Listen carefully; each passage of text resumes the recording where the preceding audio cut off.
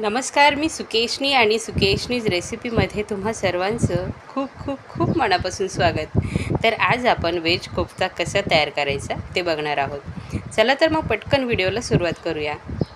तर इथे मी एक भोपळा घेतलेला आहे, दुधी भोपळा, जो मध्यम आकाराचा आहे आणि कोवळा आहे. तर मी दोन्ही साईडने याला कट करून घेतलेला आहे आणि मधोमध याची सालं काढूनही घेतलेली आहेत. तर इथे मी किसणी घेतलेली आहे आणि जाडसर किसणीने याला किसून घेत आहे. तुमच्याकडे जर बारीक असेल तर तुम्ही त्यानेही देखील किसून घेऊ शकता. तर इथे संपूर्ण भोपळा मी किसून घेतलेला आहे आणि आता यामधलं पाणी आपल्याला काढून घ्यायचं आहे. जर भोपळा असंच ठेवला तर आपल्याला बेसन पीठ यामध्ये खूप जास्त लागतं आणि त्याने ना आपले हे कोफ्ते खूप कडक होतात. त्यामुळे इथे मी हा भोपळा किसून आणि पिळून घेत आहे, यामधलं पाणी काढून घेत आहे.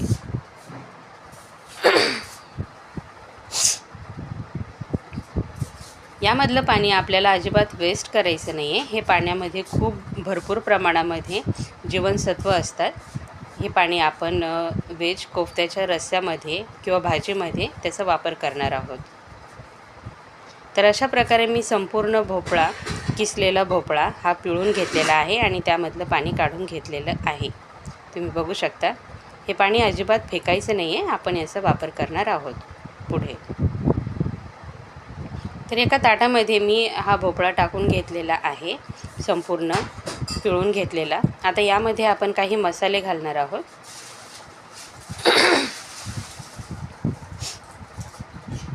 व्हेज कोफ्ते म्हणजे काय? म्हणजेच भोपळ्याचे भजे आणि भोपळ्याच्या भज्यापासून बनवलेली भाजी म्हणजे व्हेज कोफ्ता भाजी. आता यामध्ये ना मी कोथिंबीर बारीक चिरून घातलेली आहे आणि आल्याचा तुकडा तो किसून घेतलेला आहे, तो देखील यामध्ये घातलेला आहे. पाव चमचा हळद, 1 चमचा मिरची पावडर, 1 चमचा धने पावडर आणि चवीप्रमाणे मीठ. हे सर्व जिन्नस आपण एकत्र करून घेणार आहोत आणि यामध्ये मी 1 वाटी बेसनपीठ घेतलेलं आहे. तर आपण थोडं थोडं करून बेसनपीठ यामध्ये वापरणार आहोत आणि एकही थेंब पाण्याचा न वापरता आपल्याला हे पीठ भिजवायचं आहे. तुम्ही बघू शकता, मी थोडंसं पीठ अगोदर यामध्ये घातलेलं आहे. तुम्हाला जर बेसन पीठ चालत नसेल तर तुम्ही मुगाच्या डाळीचं पीठ देखील इथे वापरू शकता. संपूर्ण जिन्नस मी छानपैकी एकत्र एकजीव करून घेत आहे, मळून घेत आहे.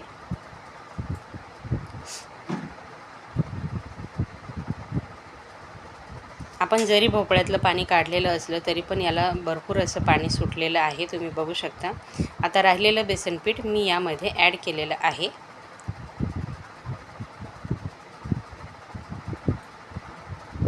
आणि पुन्हा एकदा हे पीठ भिजवलेलं आहे. तर आपण भज्याला जसं पीठ भिजवतो त्यापेक्षा थोडंसं घट्टसर मी इथे पीठ भिजवलेलं आहे, तुम्ही बघू शकता. आणि आता इथे एका बाउलमध्ये मी थोडंसं पाणी घेतलेलं आहे, जेणेकरून आपला हात ओला करण्यासाठी आणि कोफ्ते बनवताना हे पीठ हाताला चिटकू नये यासाठी. तर बघू शकता तुम्ही, मी इथे मीडियम साईजचे कोफ्ते तयार करून घेत आहे. खूप मोठेही नाही आणि खूप छोटेही नाही. रोज रोज त्याच प्रकारच्या भाज्या खायला कंटाळा येतो, म्हणून आपण अशी वेगळ्या पद्धतीने भाजी करून खाऊ शकतो आणि मुलांनाही खाऊ घालू शकतो.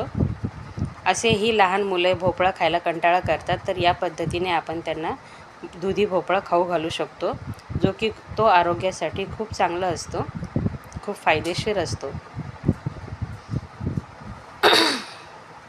तर तुम्ही बघू शकता, मी इथे संपूर्ण असे हे कोफ्ते तयार करून घेत आहे आणि दुसरीकडे मी तेल गरम होण्यासाठी ठेवलेले आहे कढईमध्ये. तर संपूर्ण कोफ्ते मी तयार करून घेतलेले आहे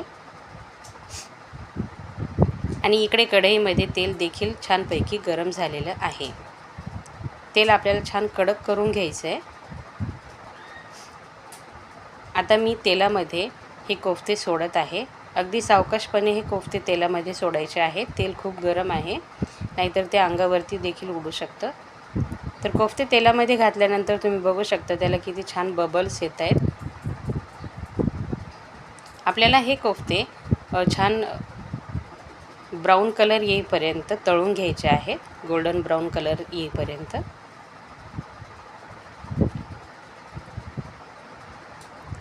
गॅसची फ्लेम ही थोडीशी मध्यम ठेवायची आहे, म्हणजे आपले हे कोफ्ते वरून देखील तळले जातील आणि आतून देखील तळले जातील, नाहीतर ते वरून कडक होतील आणि आतून कच्चेच राहतील.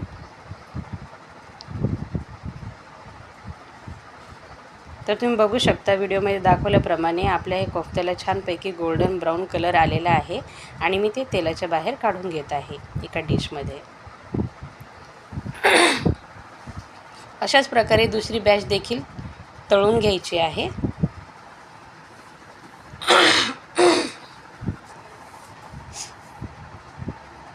तर तुम्ही बघू शकता दुसरी बॅच देखील मी यामध्ये तळून घेत आहे आणि याला देखील छान असे बबल्स येत आहेत. हे देखील आपल्याला छान गोल्डन ब्राऊन कलर येईपर्यंत तळून घ्यायचे आहेत.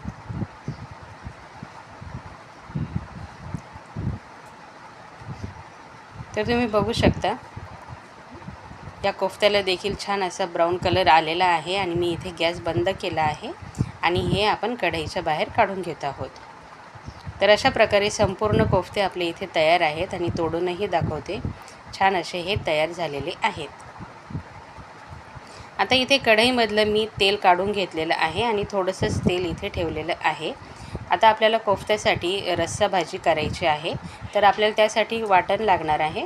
तर इथे मी 2 मीडियम आकाराचे कांदे असे रफली चॉप करून घेतलेले आहेत आणि हे आपल्याला हलकेसे अर्धा मिनिटभर परतून घ्यायचे आहेत.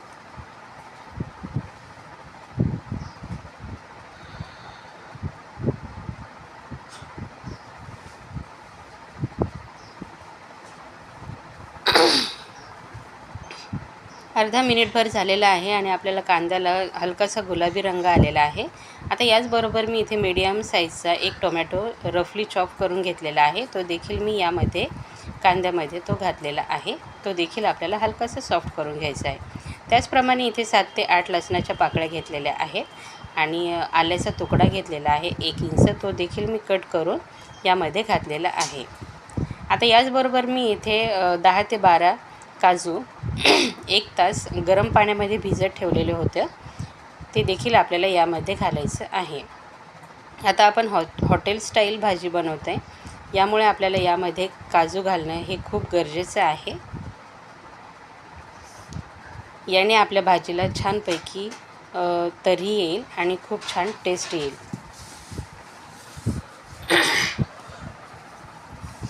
संपूर्ण मसाले आपल्याला छानपैकी हलकेसे तळून घ्यायचे आहेत.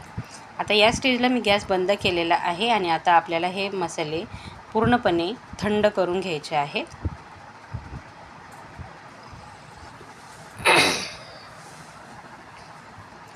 मसाले हे थंड झालेले आहे आणि मिक्सरच्या भांड्यामध्ये मी काढून घेतलेले आहे. तुम्ही बघू शकता. आता आपल्याला याचं वाटण तयार करून घ्यायचं आहे. तर तुम्ही बघू शकता मी असं छान असं बारीक अशी पेस्ट तयार करून घेतलेली आहे आणि इथे गॅस मी ऑन केलेला आहे आणि कढईमध्ये आपण थोडंसं तेल वाढवणार आहोत फोडणीसाठी. तर कढईमध्ये मी तेल घातलेलं आहे. अंदाजे 2 चमचे मी तेल इथे वापरलेलं आहे. तुमच्या आवडीनुसार तुम्ही तेल वाढवू शकता किंवा कमी जास्त करू शकता. तेल इथे छानपैकी गरम झालेलं आहे आणि आता आपण हे काढलेलं वाटण यामध्ये तळून घेणार आहोत.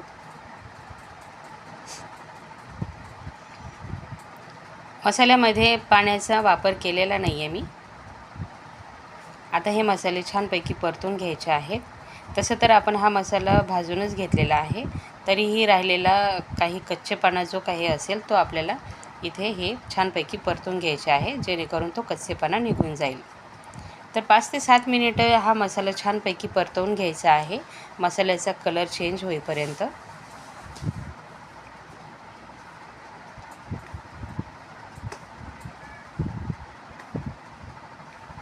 तर तुम्ही बघू शकता इथे मी 5 ते 7 मिनिटं छानपैकी मसाला परतून घेतलेला आहे आणि मसाल्याचा कलरही खूप छान झालेला आहे.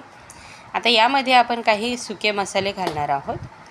तर इथे 1 चमचा मी लाल तिखट घातलेली आहे. तुम्हाला हवं असेल तर तुम्ही काश्मीरी मिरची पावडर देखील वापरू शकता, जर तुम्हाला ही भाजी तिखट करायची नसेल तर. पाव चमचा हळद घातलेली आहे, 1 चमचा धने पावडर घातला आहे आणि चवीप्रमाणे मीठ घातलेलं आहे. आपण जे मसाले कोफ्त्यामध्ये वापरलेले होते तेच मसाले आपण रस्स्यामध्ये वापरत आहोत, हे सुके मसाले. तर सर्व मसाले मी इथे एकजीव करून घेत आहे, मिक्स करून घेत आहे. जोपर्यंत तेल वरती येत नाही, आपला मसाला आणि तेल सेपरेट होत नाही, तोपर्यंत आपण हे मसाले एखाद मिनिटभर छानपैकी परतून घेणार आहोत.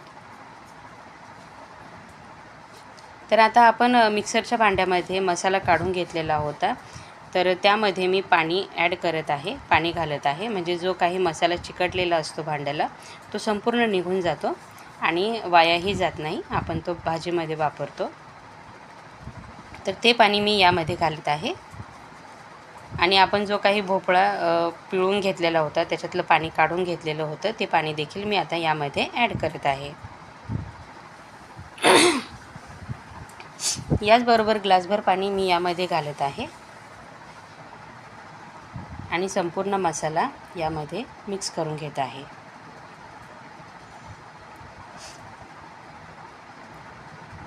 आता सर्वात शेवटी आपण यामध्ये एव्हरेस्टचा सब्जी मसाला घालत आहोत. तुमच्याकडे जर गरम मसाला असेल तर तुम्ही तोही घालू शकता. मसाला मी यामध्ये छानपैकी मिक्स करून घेत आहे. आता आपल्याला या रश्श्याला एक उकळी काढून घ्यायची आहे. थोडंसं पाणी मी अजून यामध्ये ॲड करत आहे, जेणेकरून आपण जेव्हा यामध्ये कोफ्ते घालू तर ते पाणी अजून ऑब्झर्व होईल आणि आपली ही भाजी घट्ट होईल. तुम्हाला तुमच्या आवडीनुसार तुम्ही रस्सा यामध्ये कमी जास्त करू शकता. तर आपल्याला याची उकळी काढून घ्यायची आहे. तर इथे एक उकळी निघलेली आहे. आता याचबरोबर आपण इथे कसुरी मेथी यामध्ये क्रश करून टाकणार आहोत.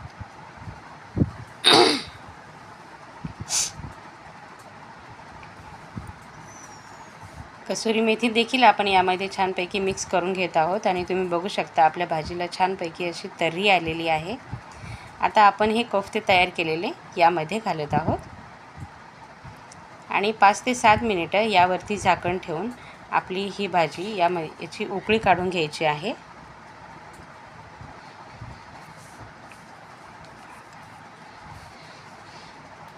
कोफ्ते व्यवस्थित असे मिक्स करून घ्यायचे आहे आणि यावरती झाकण ठेवायचं आहे.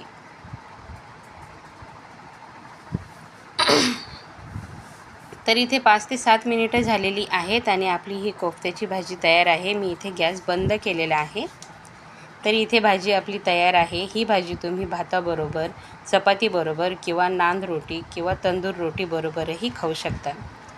चला, व्हिडिओ आवडला असेल तर लाईक करा, शेअर करा आणि चॅनलला सबस्क्राईब करायला विसरू नका. वेळात वेळ काढून तुम्ही हा पूर्ण व्हिडिओ बघितला याबद्दल धन्यवाद.